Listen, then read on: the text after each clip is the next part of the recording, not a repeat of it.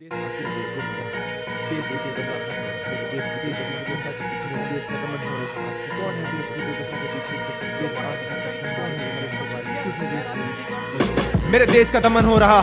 कौन है देश की दुर्दशा के पीछे? देश आज भी किसकी उम्मीदों पे खड़ा है, किसके सपनों पे अड़ा है? कौन है जो देश के बारे में सोच के दुखी है? किसने रीढ़ तोड़ी देश की अर्थव्यवस्था की, शिक्षा की, कानूनी व्यवस्था की? कौन गद्दार है, कौन खामोश, कौन जिम्मेदार? सत्ता किसके पास है? सत्ता जिसके पास है वो असल में पूंजीवाद है, जो वक्त की सच्चाई दीवार की दूसरी ओर छुपी हुई राजनीतिक अर्थ को छुपाए, स्वगृह के भीतर छिपे लाशों के बक्सों को जिंदा लेके वापस आएगी और पूछेगी तुम्हारे पशुता का कारण। तिरंगा के तीनों रंग उसके खून से सने मिले, जिसकी बुनियाद उसके सपनों के 3 सुनहरे हिस्सों की कल्पनाओं से जुड़ा था।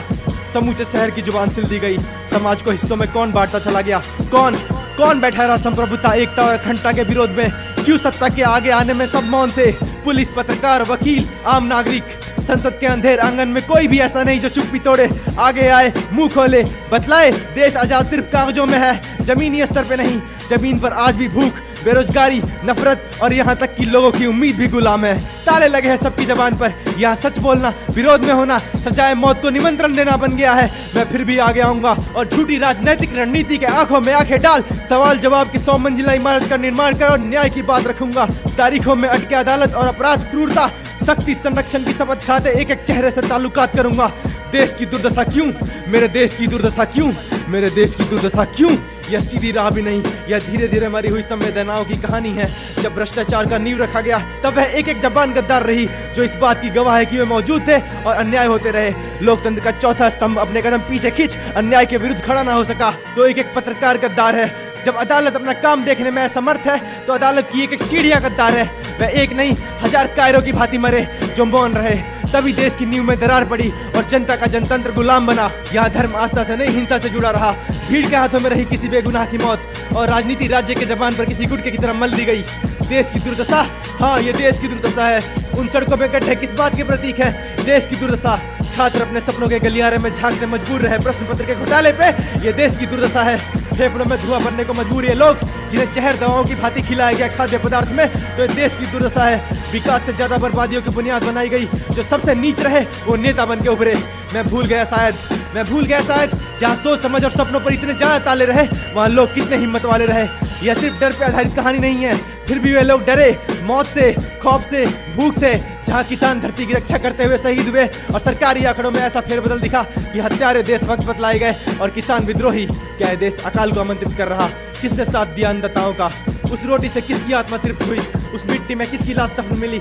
आंकड़ों से हम मजदूर की आय कितनी है कौन बतलाएगा? कौन बात करेगा? शहर कौन बनाता है? कौन रहता है आलीशान महलों में? पर वह कौन है जो अपने हिस्से का एक कमरा भी नहीं पाता?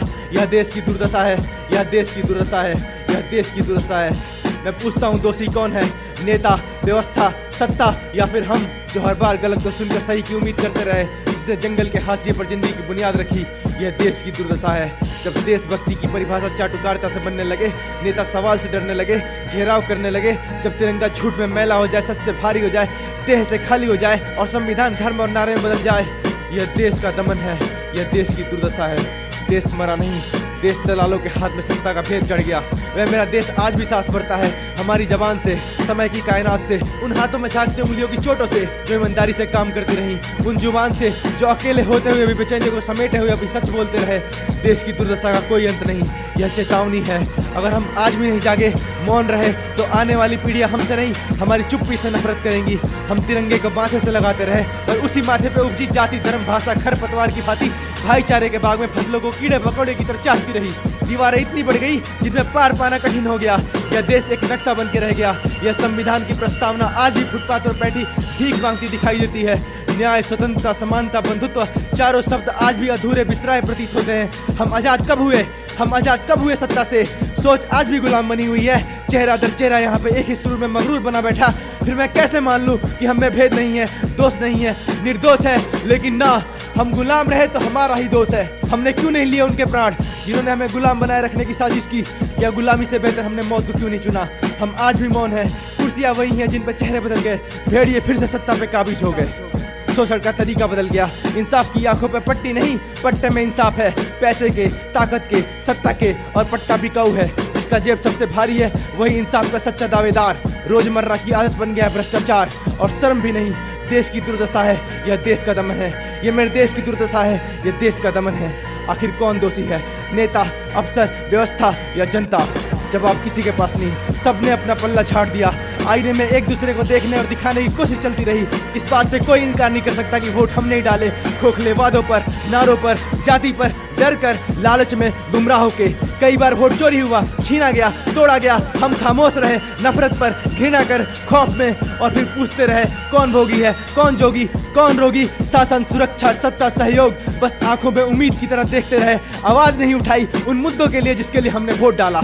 देश आगे कैसे आएगा, देश आगे कैसे बढ़ेगा जब हमारा राजस्व नेताओं की जेब में जाता रहेगा और हम बस देखते रहेंगे। संविधान की प्रस्तावना की लाज के लिए हमें आगे आना पड़ेगा एक साथ, वरना देश की दुर्दशा का दाग कभी साफ नहीं होगा, कभी नहीं। कोई तो अपना हक मांगे, छीन ले, चुरा ले, हथियार ले, लड़कर कर मरकर अपने अधिकार के लिए आगे आए, वरना देश तो रही कौन हुआ खुद से पूछे।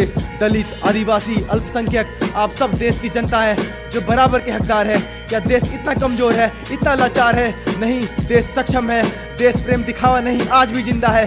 हम भूल गए हैं आज़ादी की लड़ाई, इंसाफ की लड़ाई, शहीदों की कुर्बानी, उनके ख्वाब जो मरते दम तक हमारी आंखों में आज भी जिंदा है।